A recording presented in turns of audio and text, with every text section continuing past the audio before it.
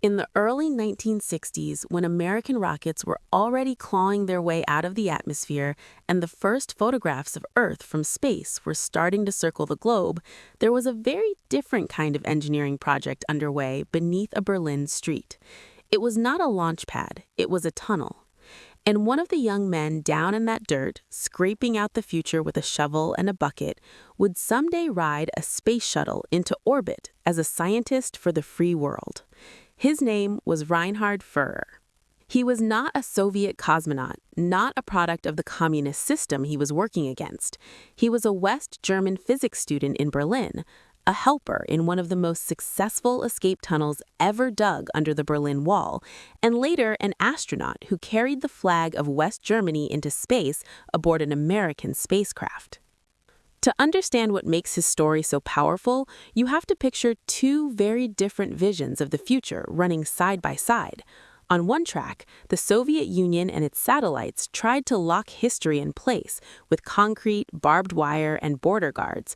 On the other track, the United States and its allies were betting on microchips, jet engines, and reusable spaceplanes, pushing so far ahead technologically that Moscow sometimes seemed to be watching in disbelief. Berlin was where those two tracks crossed in brick and blood. After the Second World War, the city had been sliced into sectors, a western island surrounded by communist East Germany. Between 1949 and 1961, nearly 3 million people fled the east by simply walking, taking the subway, or driving across relatively open crossings into West Berlin. For the regime in East Berlin and their patrons in Moscow, this brain drain was a crisis. In August 1961, the answer came in the form of barbed wire and armed men, quickly followed by concrete walls, ditches, anti-vehicle obstacles, and a barren strip of sand and gravel that came to be called the Death Strip. Officially, it was an anti-fascist protection barrier. In reality, it was a prison fence around the people of East Berlin. But no barrier built by a committee is perfect. Human beings are very good at finding hairline cracks in concrete ideas. Some tried to jump from upper floor windows into West Berlin fire nets. Some hid in modified cars. Some built hot air balloons. And some, like the circle of students around Wolfgang Fuchs, decided to go under. In 1963 and 1964, a group of about 35 West Berliners, many of them students from the Free University, began to dig an escape tunnel from the basement of an abandoned bakery at Bernauer Straße 97 in West Berlin toward a courtyard on Strelitzer Straße 45 in East Berlin. One of those students was a young physics major named Reinhard Furrer. The bakery basement was despised by rats and neglected by landlords, which made it perfect for their purposes. It sat just on the western side of the line, close to apartments in the east whose back courtyards touched the border zone. From there, the students began to push a narrow shaft under the wall itself, working mostly at night, hauling dirt out in sacks, and constantly listening for the sound of East German guards or secret police above their heads. The tunnel they carved, later known as Tunnel 57, was an engineering project worthy of a desperate generation. By the time they broke through in October 1964, it ran about 145 meters, nearly the length of 1.5 football fields, and lay roughly 12 meters below the surface. It was only about 80 to 90 centimeters high and wide, just enough for a person to crawl through in single file, nose nearly scraping the roof. It was, as historians later put it, the longest, deepest, and most expensive escape tunnel ever dug under the Berlin Wall.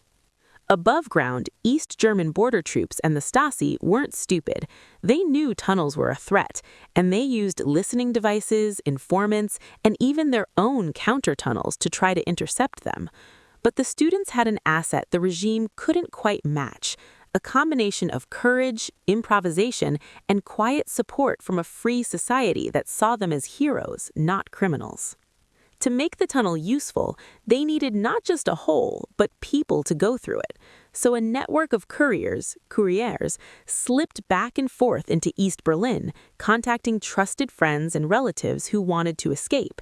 They passed along a simple promise: On a certain night, at a certain hour, if you came to the address Strelitzer Strasse 55 and whispered the right words at the gate, someone would meet you and lead you to freedom. Not everyone they reached would show up. Some were too afraid, some may have been caught, some, as it turned out, were reporting to the other side. By early October 1964, the tunnel was ready. The diggers had expected to break into a basement. Instead, they ran up against the floor of an old, disused courtyard outhouse, a small brick building that had once housed toilets and now stood forgotten among the trash cans. It was a gift. No one paid attention to an old toilet block. It was the perfect place to hide a hatch. The plan for the actual escape was tightly choreographed as any launch countdown. On the western side, at Bernauer Strasse 97, students and friends waited in the bakery basement to receive people crawling in from the east. On the eastern side, in that courtyard on Strelitzer Strasse, a small team of escape helpers stood ready to open the gate, check passwords, and guide fugitives to the outhouse without drawing attention. Among them was Reinhard Furrer. Think about what that meant for him personally. He was not the one trapped behind the wall. He had the blue passport of West Germany and the right to walk the streets of West Berlin in daylight. Instead, he chose to cross into East Berlin in secret, knowing that if the Stasi grabbed him at that gate, he could face years in prison or worse for what the regime called flight assistance, a form of treason. On the night of October 3, 1964, the operation began. Small groups of East Berliners, dressed like they were just coming home late, walked quietly to the entrance of Strelitzer Strasse 55. They rang or knocked, spoke the agreed-upon phrase, and were admitted into the courtyard by Furrer and his fellow helpers such as Christian Zobel, Hubert Holbein, and Achim Neumann. There, under dim light, they were led to the unremarkable outhouse and down into the tunnel entrance.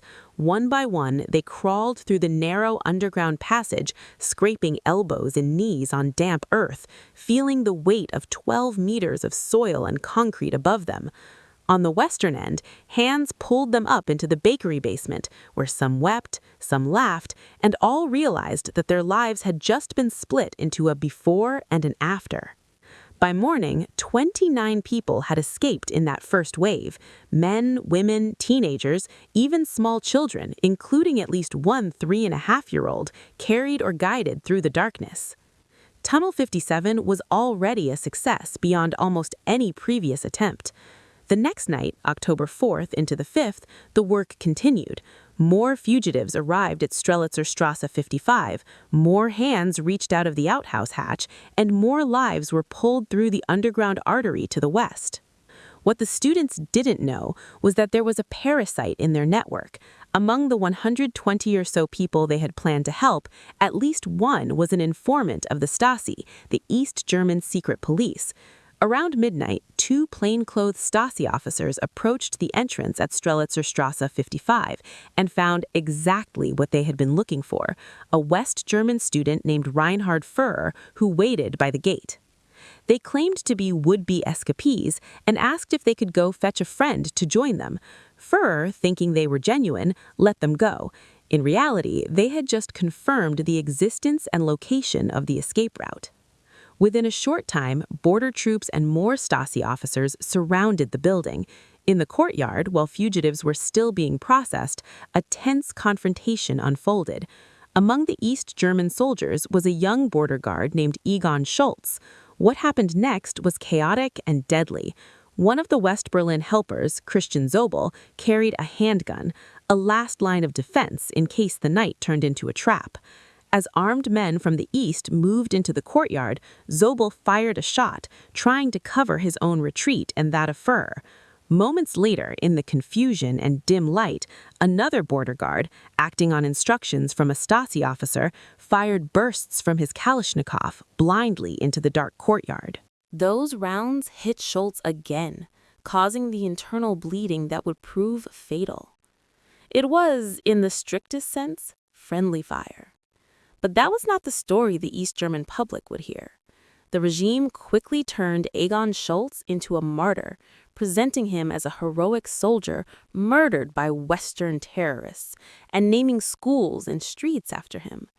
For decades, they concealed the forensic truth that the shot that killed him had come from his own side.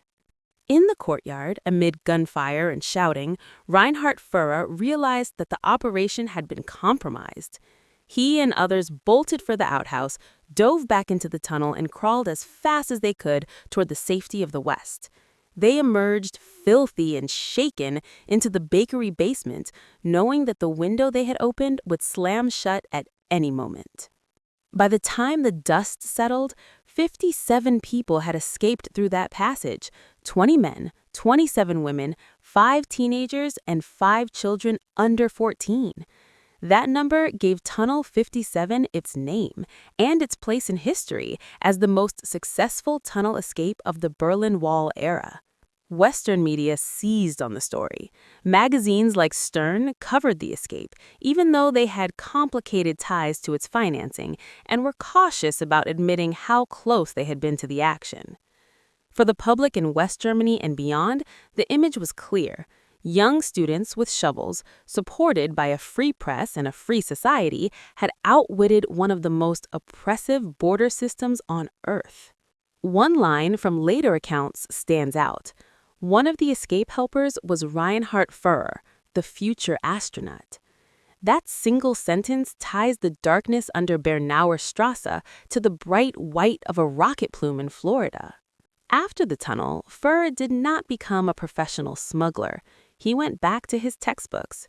He completed his physics diploma at the Free University of Berlin in 1969 and earned a doctorate in 1972, specializing in experimental physics. He was, at his core, a scientist, as well as someone who had looked tyranny in the eye and chosen to act. In the 1970s, while Soviet propaganda celebrated cosmonauts in Vostok and Soyuz capsules, the European Space Agency and NASA were preparing a new kind of platform for science in orbit: Spacelab, a laboratory module that would ride in the cargo bay of the American Space Shuttle. This was a symbol of something the Soviet system struggled to match: cooperative, multinational, high-technology projects that pooled the brains and resources of free countries. In 1977, when ESA and West Germany began to pick candidates for future Spacelab missions, Reinhard Furrer put his name forward.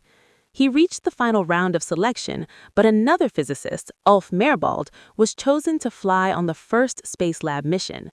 For most people, that might have been the end of the dream. For Furrer, it was just the first orbit.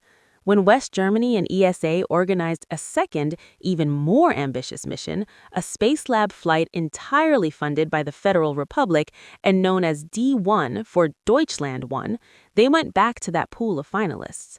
This time, Reinhard Furrer was selected as one of 2 German payload specialists, alongside Ernst Messerschmitt.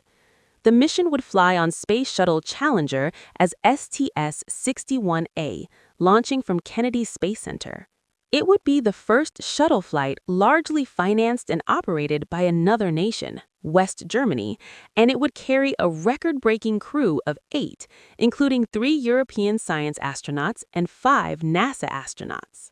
On October 30th, 1985, the same man who had once crouched in a Berlin courtyard waiting for fugitives stepped into a launch pad elevator in Florida wearing a pressure suit with the flags of West Germany, ESA, and the United States stitched to his shoulder. He climbed into Challenger and strapped into a seat in a machine that weighed over 240,000 pounds at liftoff and could accelerate from 0 to 17,500 miles per hour in 8.5 minutes. Below him was a country still divided by the wall he had once helped undermine. Above him was a sky that neither East nor West could truly own. At noon Eastern Time, the shuttle's main engines lit, the solid rocket boosters ignited, and Challenger leapt from Pad 39A, riding a plume of fire that would have made any Soviet engineer swallow hard. STS-61A, the Spacelab D1 mission, was underway.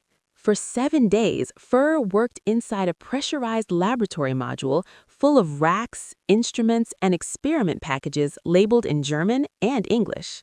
The crew conducted 75 experiments in material science, life sciences, fluid physics, and technology, exploring how microgravity affected everything from metal alloys to human balance. Many of the commands for those experiments did not come from Houston, but from the German Space Operations Center in Oberpfaffenhofen near Munich, a clear sign that West Germany was not just a client of American space technology, but a partner. STS-61A still holds the record for the largest crew ever to fly together from launch to landing on a single spacecraft, 8 people. Among them were Americans Henry Hartsfield, Stephen Nagel, James Buckley, Guyan Bluford, Bonnie Dunbar, as well as Wubbo Ockels of the Netherlands, Ernst Messerschmidt, and Reinhard Furrer of West Germany. It was a flying snapshot of the free world's scientific establishment. From orbit, looking down at Europe, it would have been impossible to see the line of the Berlin Wall with the naked eye. The planet does not care where politicians draw their maps. Yet Furrer knew exactly where it lay, the scar that had once separated his side of the city from the people he had helped through the tunnel 2 decades earlier. For the Soviet leadership watching from the ground, missions like STS-61A were uncomfortable reminders that Western industry and science had combined into something formidable. The shuttle could launch Europeans into space as easily as Americans. The laboratories in its cargo bay carried experiments planned in German universities, controlled by German engineers, powered by American boosters. It was a kind of technological NATO, orbiting above the very continent where Soviet tanks still sat in garrisons. On November 6, 1985, Challenger glided back into Earth's atmosphere and landed at Edwards Air Force Base in California after 7 days, 0 hours, and 44 minutes in space. For Reinhard Furrer, the arc from Tunnel 57 to STS-61A had come full circle. From 12 meters underground, under a dictatorial system, to hundreds of kilometers above, representing a free one. After the mission, he returned to Berlin, this time as a respected scientist. In 1987, he became a professor and head of the Institute of Space Sciences at the Free University of Berlin, mentoring young students who would never have to crawl under a wall to see the rest of the world. He also worked with aerospace companies and remained a public face of German participation in spaceflight. Tragically, it was not a Soviet bullet or a launch accident that ended his life, but a crash of a small civil aircraft in 1995 when he was 54. Even in death, he symbolized something important about the free world's relationship with technology, that risk is part of progress, and that societies which value openness will mourn their losses publicly instead of hiding them behind slogans. Today, if you visit Baunauer Straße in Berlin, you can walk along a memorial strip where metal rods trace the line of the wall and markers in the ground show where tunnels once ran. At the site of Tunnel 57, plaques tell the story of the 57 people who crawled through darkness to reach the west, and of the young soldier Egon Schultz, whose fate was twisted first by a stray bullet and then by propaganda. On one side of that conflict, tunnels were seen as crimes, escape helpers as criminals, and independent science as a potential threat to ideological control. On the other side, they were seen as expressions of the very values the United States and its allies claimed to defend: individual courage, solidarity, and the belief that knowledge, not fear, is what truly moves a civilization forward. When you watch Reinhard Furrer's story from an American living room, it is easy to feel a familiar mix of pride, fascination, and curiosity. Pride that your country built the vehicles and provided the launch pads that carried men like him into space.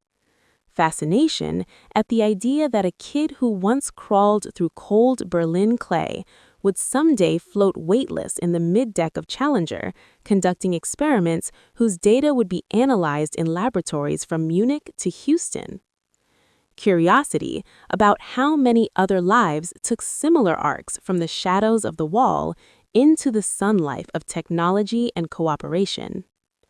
In the end, Reinhard Furrer's journey is not just a biography. It's a parable about the Cold War told in 2 acts, first underground, then above the sky. In the first act, the tools are shovels, wooden beams, and whispered passwords at a courtyard gate. In the second, they are gyroscopes, data recorders, and an American orbiter knifing through the upper atmosphere. What connects those acts is not ideology or nationality alone, but a simple conviction. Walls are temporary, but horizons are forever.